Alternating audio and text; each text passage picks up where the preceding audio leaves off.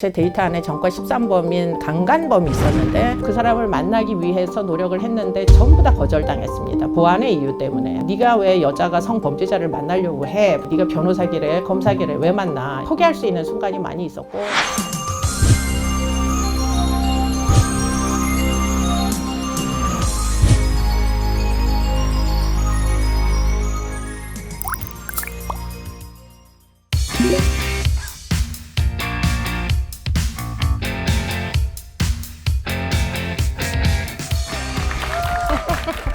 네, 고맙습니다.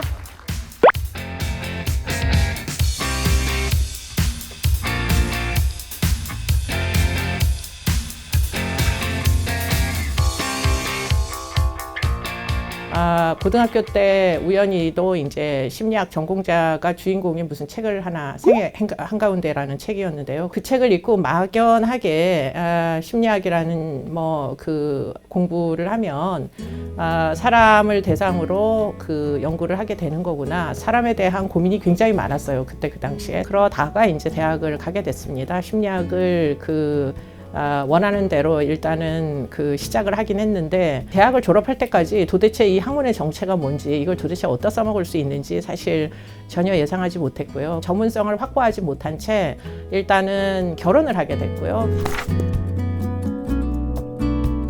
그런데 여러 번 학업 중단을 하게 됩니다. 그래서 대학원을 다니다가 또 중간에 아이들을 좀 키우기도 하고 둘째 아이를 출산을 하러 한국에 나오기도 하고 여자가 가정에 소속이 되어서 자기 일을 계속하는 것은 매우 어렵다라는 현실이 있었고요. 문제는 박사 논문을 쓰러 갈 수 있을 줄 알았는데 막상 여기 나오니까 부모님들이 편찮으시고 그러다 보니 아이들을 도저히 어디다가도 맡길 수가 없었고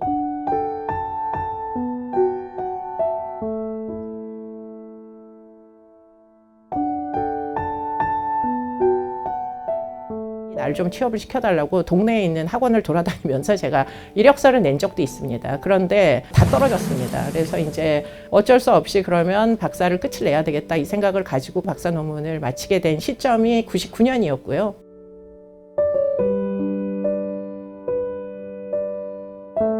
그런데 그 당시만 해도 외국 박사가 아니면은 심리학과에 원서를 쓰기가 무지하게 어려웠고 그냥 교양학부에서 교양 교수를 뽑는다고 해서 어플라이를 했는데 그런데 덜커덕 이제 경기대학교에서 저를 뽑게 된 거죠. 그게 이제 어쩌면 제 인생에서 가장 큰 대운이었다.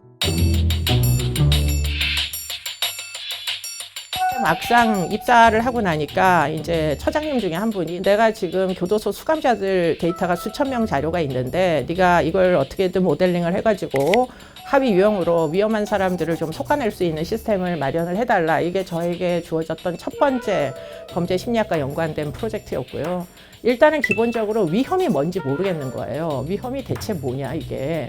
사람을 죽인 사람들이 제일 위험하지 않겠느냐. 살인범이 속가져 나오게 시스템을 구축을 하면 그러면 되겠다. 이렇게 이제 생각을 하면서 그럼 살인범이 대체 어떤 사람들인지 데이터를 한 줄 한 줄 읽기 시작한 거예요. 결론이 뭐냐. 다양한 사람들이 살인을 하는구나. 괴물 같은 사람들만 살인을 하는 게 아니더라고요. 그래서 제가 가진 데이터에 뒤져봤더니 이제 별로 없어요. 제 데이터에. 그래서 이건 아니구나. 외국의 자료를 봐야 되겠다. 그 이후에 결국은 해외 파견을 보내달라고 학교를 졸라서 결국 제가 미국에 이제 크리미널 저스티스가 특성화되어 있는 어떤 학교로 가게 되는데요. 거기 가서 이제 그쪽 교수들하고 교류를 하면서 한국에서는 이제 차일드 몰레스터, 아동 성범죄자가 별로 없는데 그때까지 이제 리포트가 안 되니까 한국은 유교 사회라서 그래서 아동을 무지하게 잘 보호하는 그런 유교적 사고를 하기 때문에 아동을 대상으로는 성적인 공격의 대상이라고 삼지 않는다 이렇게 대답을 하면서 그게 지금은 진짜 개소리였구나 하는 생각을 하게 되는데 이제 와서는 알게 됐죠.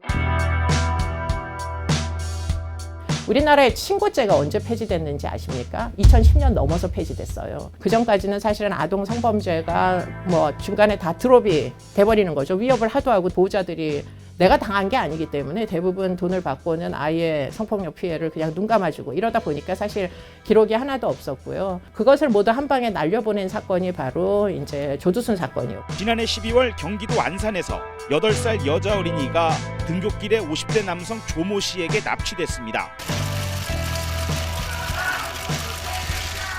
거기에서부터 이 문제의식을 공유하기 위해서 사회적으로 뭐 토론도 하고 많은 사람들에게 호소하기 위한 그런 노력들이 사실 시작이 됐고요.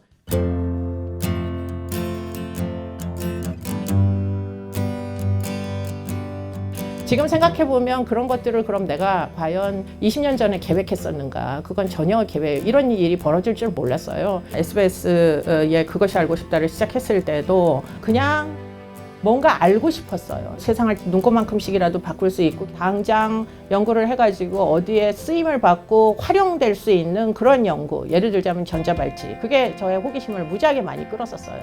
그건 많이 내 아이가 안전하게 살 수 있는 여러 가지 방법 중에 한 방법이 될 수 있었기 때문에 그 모든 게 사실은 내가 살아남기 위한 노력이었기 때문에 사실 어디다가도 내세울 만한 것은 전 아니라고 생각을 해오면서 살았어요.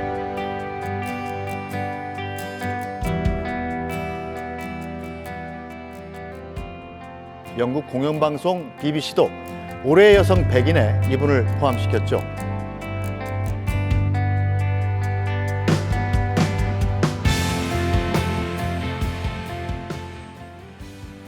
범죄 심리학을 제가 하게 되리라고는 전혀 예상하지 못했었고요. 내가 어디다가 내가 이름 석자를 들이밀 수가 있을지 좌절했었고 지금 생각해보면 고비고비마다 어쨌든 견뎠던 것 같고요. 인생이 지금 당장 어려운 것 같아도 살다 보면 뭐 견디다 보면 꼭 나아지는 순간이 있다. 그렇기 때문에 그런 부분은 꼭 여러분들에게 이야기를 해드리고 싶었다.